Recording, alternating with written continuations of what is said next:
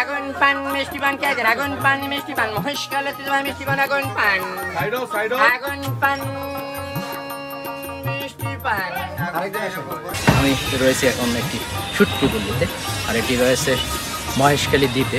আপনারা যদি এই মহেশখালী দ্বীপে আসেন অবশ্যই এই শুটকি পল্লীটি ঘুরে যেতে পারেন। আমার পিছনে একটি বাগান দেখতে পাচ্ছেন, এটি হচ্ছে জাউ বাগান, আর এটির অবস্থান মহেশখালী দ্বীপের মহেশখালী জেটিঘাট থেকে মাত্র 3 কিলোমিটার দূরে অবস্থিত। আদিনাথ মন্দির হিন্দুদের একটি পবিত্র স্থান। মহেশখালী দ্বীপে পাহাড়ের চূড়ায় এই মন্দিরটি অবস্থিত, এটিকে শিব মন্দিরও বলা হয় থাকে। শুটিং ব্রিজ মহেশখালী আদিনাথ মন্দিরের পাশেই এই অপরূপ সৌন্দর্যের এই শুটিং ব্রিজটি দেখতে পাবেন। দুপাশে সারি সারি গাছ আর মাঝখানে এই ওয়াকওয়েটি চলে গেছে একেবারে নদীর কাছে। খুবই চমৎকার, চাইলে আপনারা এখানে কিছুটা সময় অতিবাহিত করতে পারেন। শুভ সকাল চট্টগ্রাম। আজকে আমরা যাচ্ছি সড়ক পথে মহেশখালী। আপনারা যদি গাড়িতে করে যেতে চান সেক্ষেত্রে আপনাকে প্রথমেই আসতে হবে কর্ণফুলী ব্রিজ। এই বাস স্টেশন এখানে প্রতি ঘন্টা পরপরই বাস ছেড়ে যায়। বাঁশখালী পেকুয়া হয়ে মহেশখালী, বদরখালী, জনতা বাজার পর্যন্ত গাড়ি ছেড়ে যায়। ভাড়া নিয়ে থাকবে 200 টাকার মতো। আপনারা চাইলে এখান থেকে যেতে পারেন। ঢাকা থেকে সরাসরি কোনো বাস সার্ভিস চালু নেই, তবে ঢাকা থেকে আসলে আপনাকে চকরিয়া নামতে হবে। চকরিয়া থেকে বদরখালী ব্রিজ পার হয়ে জনতা বাজার হয়ে যেতে হবে মহেশখালী। সামনে কেরানীর হাট, আর এই কেরানীর হাটের বাম দিকে বান্দরবন, আর বরাবর যেই রুটটি চলে গেছে এটা কক্সবাজারের দিকে। চট্টগ্রাম এবং কক্সবাজার মহাসড়ক ধরে আমরা প্রায় 2 থেকে 2.5 ঘন্টা চলার পরে চলে আসি চকরিয়া বাস টার্মিনালের কাছে। নির্দেশনা রয়েছে মহেশখালী 45 কিলোমিটার, বদরখালী 18 কিলোমিটার। চট্টগ্রাম থেকে হাতের ডান পাশে আর কক্সবাজার থেকে হাতের বাম পাশে। আমরা এই ডান পাশের এই সড়কটি ধরে চলে যাব মহেশখালীর দিকে। আর সড়ক পথে মহেশখালী যাওয়ার জন্য এখান দিয়েই যেতে হবে। কক্সবাজারের চকরিয়া আর মহেশখালীও কক্সবাজারের ভিতরেই পড়েছে। চকরিয়ার থেকে মহেশখালী যাওয়ার জন্য এই যে ক্ষেতগুলো দেখতে পাচ্ছেন এগুলো সব লবণ ক্ষেত। আমরা যেই লবণটা খাবার কাজে ব্যবহার করি মূলত এখান থেকেই যায়। আর মহেশখালীতেও প্রচুর লবণ হয়, এই যে জমা রেখেছে এগুলো লবণ এরা প্রসেসিংয়ে রাখছে। এখান থেকে বাজারজাতকরণের জন্য ঢাকা, চট্টগ্রাম, খুলনা বিভিন্ন দিকে তারা পাঠিয়ে দেবে। এই ব্রিজটির নাম বদরখালী ব্রিজ। এই ব্রিজ পার হয়ে চলে যাচ্ছে মহেশখালীর দিকে। ওয়াও, কি চমৎকার দৃশ্য দেখেন। এখানের দৃশ্যটাই খুবই চমৎকার। চকরিয়া এবং মহেশখালীর ভিতরে এই সংযোগ সড়কটি। চকরিয়ার থেকে আমরা মহেশখালীতে প্রবেশ করতেছি সড়ক পথে মহেশখালী। আর এই যে দেখতে পাচ্ছেন এরা লবণের ফ্যাক্টরি, ততদূর চোখ যায় এগুলো শুধু লবণ ক্ষেত আর লবণ ক্ষেত। প্রতিমধ্যেই এই রোডটা দেখেন কত অসাধারণ, আর দুপাশে লবণ ক্ষেত। এটা হচ্ছে জনতা বাজার। বদরখালী ব্রিজ পার হয়ে 1 কিলোমিটার আসার পরেই এই বাজারটি পাওয়া যায়। আর এখান থেকেই মূলত চট্টগ্রামের উদ্দেশ্যে বাস ছেড়ে যায় এবং চট্টগ্রামের থেকে বাস চলে আসে। হাতের বাম পাশ ধরে যাব মহেশখালী জেটিঘাটে, যে ঘোড়াঘাট 25 কিলো, শাপলাপুর 10 কিলো, জনতা বাজার 0। জনতা বাজার থেকে হাতের বাম পাশে যে সড়কটি রয়েছে, যেহেতু আমরা মোটরসাইকেল এজন্য বাম পাশে সড়ক ধরে যাব। আর এমনিতে লোকালয় গাড়িগুলো ডান পাশের সড়কটি ধরে যায়। আমরা যেহেতু মোটরসাইকেল যার কারণে আমরা এই বাম পাশ ধরে যাব। এটি হচ্ছে পাহাড়ি এবং একমাত্র দ্বীপ যেটা মহেশখালী দ্বীপকে বলা হয়। আর এখানেই পাওয়া যায় মিষ্টি পান এবং সুপারি। মহেশখালী পান সারা বাংলাদেশে বিখ্যাত, কারণ এখানেই একমাত্র মিষ্টির পান পাওয়া যায়। জনতা বাজার থেকে ঘোড়াঘাট পর্যন্ত দূরত্ব 25 কিলোমিটার। আমাদের আসতে সময় লেগেছে 40 থেকে 45 মিনিটের মতো। ঘোড়াঘাট বাজার বামে আর বড় মহেশখালী হাতের ডানে, উপজেলা পরিষদ বরাবর। মহেশখালী ঘোড়াঘাট বাজার থেকে আমরা যাচ্ছি এখন এই আঁকাবাঁকা অপরূপ সড়কটি ধরে, যেটি হচ্ছে জেটিঘাট। আর এই জেটিঘাট দিয়ে মূলত কক্সবাজার থেকে পর্যটক এবং স্থানীয় লোকজন যাতায়াত করে থাকে। দুপাশে সারি সারি গাছ আর মাঝখান দিয়ে পাকা একটি সড়ক একেবারে নদীর মাঝখানে চলে গেছে।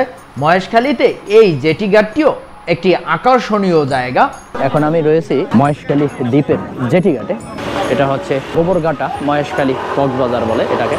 আর এখানেই কক্সবাজার থেকে এসে বোট ভিড়ে এবং স্পিড বোট ভিড়ে। এখানে স্পিড বোট জনপ্রতি 100 টাকা করে নেয়। আর এই যে বোটগুলো রয়েছে 40 টাকা করে কক্সবাজার থেকে এখানে নিয়ে আসে। যারা কক্সবাজার থেকে আসে তারা মূলত এই ঘাটেই নামে। আর এখানে মাথাপিছু একটি সরকারি ফিও রয়েছে। স্থানীয় লোকজনের জন্য 5 টাকা, দেশীয় পর্যটকদের জন্য 20 টাকা এবং বিদেশি পর্যটকদের জন্য 100 টাকা ফি নিয়ে থাকে। এখানে বসে বিশ্রাম করারও জায়গা রয়েছে। কিছুদূর সামনে এগিয়ে গেলেই এখানে মিষ্টি পান পাওয়া যায়, মিষ্টি পান এবং আগুন পান। তাই আমরাও লোভ সামলাতে পারলাম না, তাই আমরাও একবার পরখ করে দেখলাম কিরকম লাগে আগুন পান এবং মিষ্টি পান। মহেশখালীতে এটি একটি ব্যতিক্রম ধর্মী আগুন পান এবং মিষ্টি পান। সারা বাংলাদেশের কোথাও এভাবে এরকম দেখা যায় না। এই সড়কটি ধরে আসার পরে এরপরে এখানে একটি স্ট্যান্ড পাবেন। এই যে এটা মূলত সিএনজি স্ট্যান্ড। এই সিএনজি স্ট্যান্ডের এখান থেকে আপনারা চাইলে একটি সিএনজি রিজার্ভ করে নিতে পারেন। তাছাড়া অটোরিকশা রিজার্ভ করে নিতে পারেন। 6 থেকে 8 জন একসাথে যাওয়া যায়। ওরা 1 থেকে 1,500 টাকা চার্জ নিয়ে থাকে। 5 থেকে 7টা ট্যুরিস্ট স্পট ঘুরিয়ে দেখাবে। আর আমাদের প্রথম ট্যুরিস্ট স্পট হচ্ছে ঝাউবাগান, যা এই জেটিঘাট থেকে মাত্র 3 কিলোমিটার দূরে অবস্থিত। আমি এখন রয়েছি মহেশখালীর ঝাউবাগান।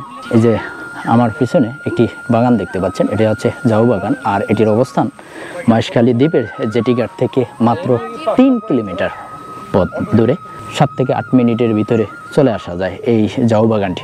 খুবই চমৎকার। আর ওই দূরে দেখা যাচ্ছে কয়েকটি উইন্স রয়েছে, যেগুলো বায়ু বিদ্যুৎ কেন্দ্র ঘুরতেছে অনবরত।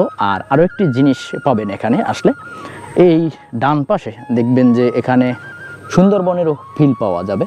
এক পাশে ঝাউবাগান রয়েছে, এদিকে ঝাউবাগান এবং এর অপোজিট পাশে রয়েছে সুন্দরবনের ফিল। দেখেন এই যে কেওড়া গাছ বা সুন্দরবনে যেই গাছগুলো থাকে পানিতে জন্মে যেই গাছগুলো, এই গাছগুলো দেখেন এদিকে রয়েছে বিশাল এই জায়গাটা। খুবই চমৎকার একটি জায়গা। আসুন দেখুন বাংলাদেশটা যে কত সুন্দর তা উপভোগ করুন। না আসলে আসলে বুঝতে পারবেন না যে বাংলাদেশেও এত সুন্দর সুন্দর জায়গা রয়েছে। এক পাশে ঝাউবাগান আর অন্য পাশে ম্যানগ্রোভ বনের গাছগাছালি দেখতে দেখতে দীর্ঘ সময় আমরা এখানে অতিবাহিত করি। যেতে আর মন চাচ্ছে না, কিন্তু সময় খুবই নিষ্ঠুর, আমাদেরকে যেতে হবে। আমাদের পরবর্তী ট্যুরিস্ট স্পট হচ্ছে বৌদ্ধ মন্দির। আর বৌদ্ধ মন্দিরটি শহরের প্রাণকেন্দ্রে রয়েছে, ঝাউবাগান থেকে মাত্র 2.5 কিলোমিটার দূরে। একেবারে বাজারের কাছে বৌদ্ধ ধর্মাবলম্বীদের স্বর্ণ মন্দির বলা হয়। এটা বাজারের কাছে, এই যে বাজার, আর এর পাশেই রয়েছে এই মন্দিরটি।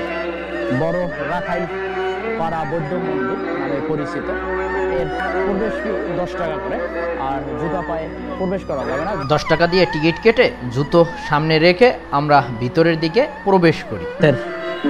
বাম পাশ ধরে হেঁটে আসলেই এরকম একটি স্বর্ণালী কালারে, এটাকে কি বলে আমি অরিজিনাল জানি না, বৌদ্ধ ধর্মাবলম্বী যারা আছে তারা বলতে পারে। বড় রাখাইন বৌদ্ধ মন্দির বা স্বর্ণ মন্দির নামে সবাই চিনে। এক পাশ দিয়ে ঢুকলে অন্য পাশ দিয়ে বের হয়ে যাওয়া যায়, ডান পাশ দিয়ে ঢুকলে বাম পাশ দিয়ে বের হয়ে চলে যাওয়া যায়, আর বাম পাশ দিয়ে ঢুকলে ডান পাশ দিয়ে বের হয়ে চলে যাওয়া যায়। গেট দিয়ে ভিতরে প্রবেশ করলেই হাতের ডান পাশ ধরে কিছু দূর এগিয়ে আসলেই প্রধান আকর্ষণ যেই মন্দিরটি রয়েছে সেটি পাওয়া যায়। এই যে দেখতে পাচ্ছেন, এটি মূল আকর্ষণ এখানে। আমাদের পরবর্তী ট্যুরিস্ট স্পট আদিনাথ মন্দির, যা এই স্বর্ণ মন্দির থেকে মাত্র 1.5 কিলোমিটার দূরে। তাই আমরা যাচ্ছি আদিনাথ মন্দিরের দিকে। এই পথ ধরে আসার পরে এখানে রয়েছে এই যে আদিনাথ মন্দির মহেশখালী। আমরা ভিতরে প্রবেশ করব। এখানে অনেকগুলো ধাপ রয়েছে, এই ধাপ পার হয়ে উপরে উঠতে হবে। আদিনাথ মন্দিরটি মূলত মৈনট পাহাড়ের চূড়ায় অবস্থিত, যা সমুদ্র পৃষ্ঠ থেকে 85 মিটার উচ্চতায় অবস্থিত। এখানে ওঠার জন্য 69টি সিঁড়ি রয়েছে। সকাল 9টার আগে ও বিকাল 5টার পরে মন্দিরের পাহাড়ে ওঠা প্রবেশ সাময়িকভাবে বেশি। 69টি ধাপ পার হওয়ার পরেই প্রথমে গেট বাজে আদিনাথ মন্দিরের। এটি মূলত শ্রী শ্রী আদিনাথ মন্দিরের গেট। এর ভিতরে প্রবেশ করলে অনেকগুলো ঘর পাওয়া যায় যার ভিতরে দেব দেবী রয়েছে এবং হিন্দু ধর্মাবলম্বীরা এর ভিতরে ঢুকে পূজা আশ্রা করে থাকে। এখানে অসংখ্য সনাতন ধর্ম অবলম্বী রয়েছে, তারা ভিতরে প্রবেশ করে এবং বিভিন্ন ধরনের পূজা আশ্রা করে থাকে। মন্দিরের পিছনের অংশ যেতেই খুবই চমৎকার দৃশ্য আমি উপভোগ করতে থাকি। এখানে একটি সিঁড়ি রয়েছে যা নিচের দিকে চলে গেছে, আর সিঁড়ির এখানে দাঁড়ালে বিশাল আকৃতির বনাঞ্চল দেখতে পাওয়া যায়। আর বিশেষ করে খুবই চমৎকার লাগতেছে ওই যে বড় বড় উইন্সগুলো দেখা যাচ্ছে, এটি খুবই চমৎকার। এখানে দাঁড়িয়ে আপনারা কিছুটা সময় অতিবাহিত করতে পারেন। এই আদিনাথ মন্দির থেকে বের হয়ে হাতের বাম পাশ ধরে আবার কয়েকটি সিঁড়ি রয়েছে। কয়েকটি সিঁড়ি পার হওয়ার পরে এই কাঁচামাটির পথ ধরে আমরা হেঁটে চলে এসেছি। এটা হচ্ছে বৌদ্ধ ধর্মাবলম্বীদের প্যাগোডা, যা অসাধারণ। আর এটা স্বর্ণালী কালারের, সূর্যের আলোতে একেবারে স্বর্ণের মতো জ্বলজ্বল করছে। কিছুটা সময় এখানে অতিবাহিত করার পরে আমরা আবার এই সিঁড়ি বেয়ে নিচের দিকে নেমে চলে আসি। আর এর হাতের ডান পাশে রয়েছে শুটিং ব্রিজ বা শুটিং স্পট। আমরা আমাদের মোটর সাইকেলটি নিয়েই এই শুটিং ব্রিজ দিয়ে একেবারে শেষ প্রান্ত পর্যন্ত যাব।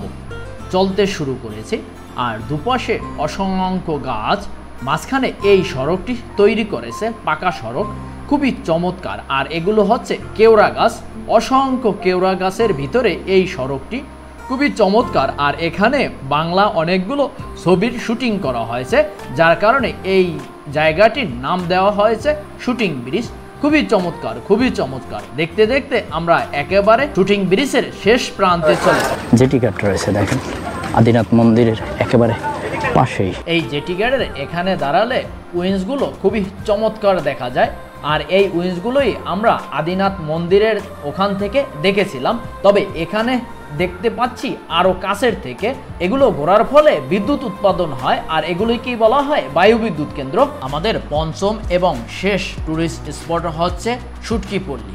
তাই আমরা এই আদিনাথ মন্দিরের এখান থেকে মাত্র 1 কিলোমিটার দূরে রশিদ মেয়ার ব্রিজের কাছে রয়েছে সুটকিপল্লী, সেদিকে আমরা যাচ্ছি। এটা হচ্ছে রশিদ মেয়ার ব্রিজ, আর ব্রিজের দুপাশেই রয়েছে এই শুটকিপল্লীগুলো।